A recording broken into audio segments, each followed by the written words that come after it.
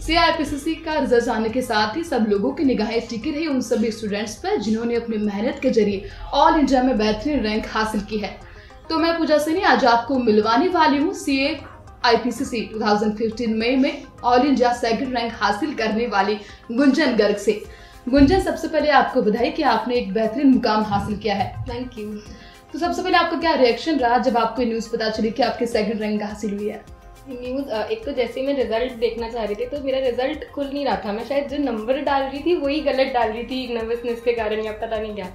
तो यहाँ पे मेरे स्कूल के जूनियर्स पढ़ रहे थे VSI में उस टाइम, तो उनका कॉल आया कि दी आपकी सेकंड रैंक आई है। तो I was like second rank, मतलब इतना एक्सपेक्ट नहीं किया जाता कि सेकंड रैंक भी आ सकती है।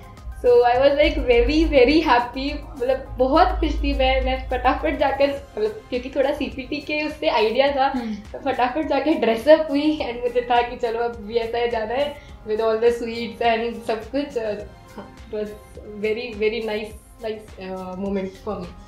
तो IPCC के रिजल्ट की बात करें तो ये 4 to 5% ही रहता है और इसमें एक बार में क्लियर करना बहुत बड़ी बात मानी जाती है, लेकिन आपने फर्स्ट अटेम्प्ट में सेकंड रैंक हासिल कर ली। तो ऐसे में क्या लगता है कि किस चीज़ ने आपको सबसे ज़्यादा इंस्पायर किया और किसे आप अपनी सफलता का श्रेय देना चाहती हैं? इंस्पिरेशन ऐसा कोई रोल मॉडल या इंस्पिरेशन काइंड ऑफ तो नहीं थी, जो था खुद में ही था कि हाँ अच्छा रिजल्ट लाना है, अच्छे मार्क्स लाने हैं एंड या मतलब I have to study good, that's all. कोई ऐसे रोल मॉडल नहीं था। हाँ, कंट्रीब्यूशन श्रेय अगर कहें तो फैमिली, ऑब्वियसली फैमिली सबसे फर्स्ट थिंग होती है। मेरी ग्रैंड मदर, मेरी आंट, बुआ, दोनों का बहुत ही इम्पोर्टेंट कंट्रीब्यूशन था।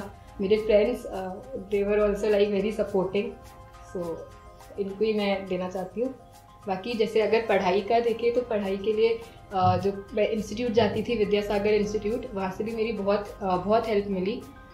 जैसे सर थे RC सर, तो उनका हर एग्ज़ाम के बाद फ़ोन आता था कि बेटा आपका एग्ज़ाम कैसा गया, ठीक है, अच्छा गया, नहीं गया, अब आप आगे की पढ़ाई करना चालू करो, अभी रेस्ट नहीं लेना है कि आज के दिन छोड़ दो, नेक्स्ट डे से पढ़ाई चालू कर देना, अभी आप तुरंत पढ़ाई स्टार्ट करो और जो पहले का है वो भूल जाओ।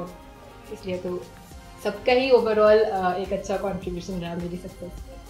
तो आपसे जानना चाहेंगे कि आपने कितने घंटे पढ़ाई की और क्या कुछ आपकी स्टडी रही ड्यूरिंग एग्जाम में? कितने घंटे पढ़ाई करी, जैसे 2 फेज़ में कह सकते हैं।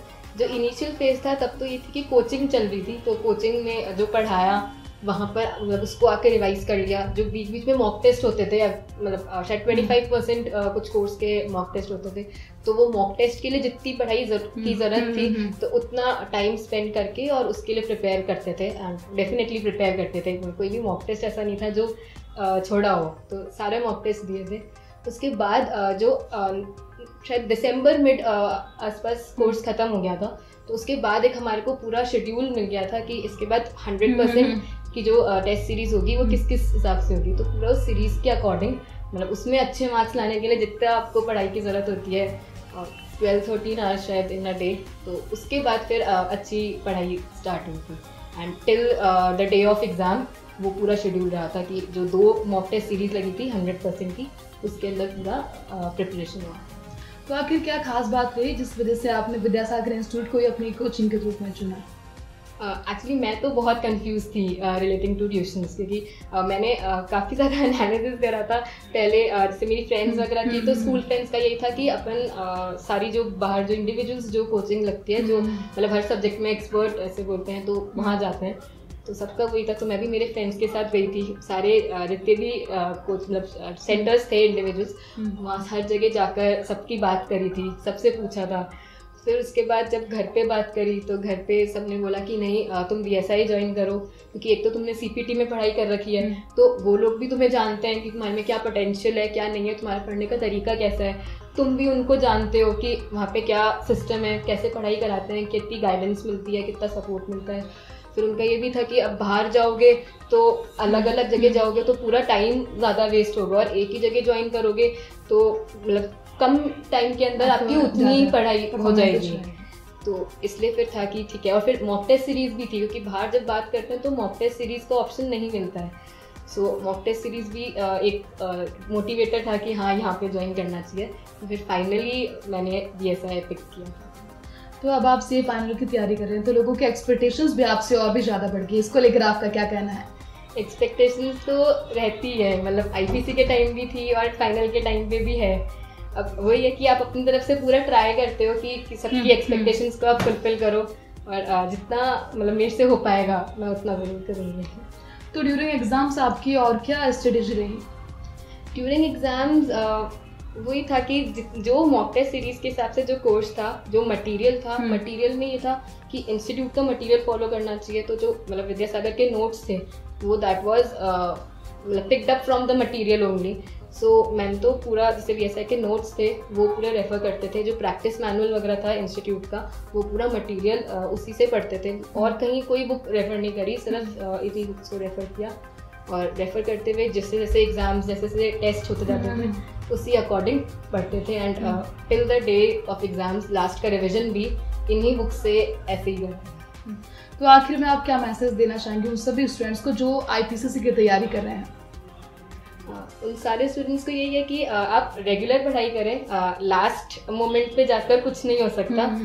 जो और जितने भी अगर आपको मॉक टेस्ट सीरीज देने का चांस मिल रहा है तो आप प्लीज़ मॉक टेस्ट सीरीज दीजिए, क्योंकि मॉक टेस्ट सीरीज में ही आपकी जो स्पीड वगैरह है उसका आप ध्यान दे सकते हो। एग्जाम में अगर आप एकदम से बैठ जाते हो तो आपको मालूम नहीं पड़ता कि आपको कैसे 3 आवर्स में 6 क्वेश्चंस मैनेज करने हैं। तो आप पहले मॉक टेस्ट सीरीज देते हैं तो आपकी कंटिन्यूटी मतलब रहती है कि हाँ half an hour for 1 question, उससे ज़्यादा आप नहीं ले सकते और आपकी प्रैक्टिस हो जाती है। सो कोर्स जल्दी ख़त्म करके सेल्फ स्टडी करना और मॉक टेस्ट सीरीज देना, this is a main thing for getting good marks in CA। Gunjan, IPCC के रिजल्ट की बात करें तो ऑल इंडिया में फर्स्ट रैंक जिसने हासिल की वो भी आपकी क्लासमेट थी, तो आखिर ऐसा कैसे हुआ? साथ में पढ़ते थे हम, एक्चुअली एक ही बैच में थे। जैसे ही वो हमारा CPT का रिजल्ट आया था तो उसके जस्ट बाद ही जो फर्स्ट बैच स्टार्ट हुआ था हम सब ने मतलब एक साथ उसी बैच में एनरोल किया था। सो उसी बैच के अंदर कंपटीशन भी बहुत टफ था, तो कंपटीशन के चक्कर में ही होता है ना, एक एक मार्क्स के लिए फाइट रहती है, तो उसी से सबको ये इनकरेजमेंट मिलता है कि आप ज़्यादा से ज़्यादा स्कोर करें। तो यही आई थिंक एक रीज़न होगा। बाकी जैसे टेस्ट सीरीज़ वगैरह है, सच स्टडी पैटर्न है वो हमारा सेम ही है, क्योंकि ऑब्वियसली एक ही कोचिंग इंस्टीट्यूट से हैं। तो आई थिंक मोर और लेस यही एक रीज़न होगा कि दोनों की rank I from the same institute. So Gunjan, thank you for joining us.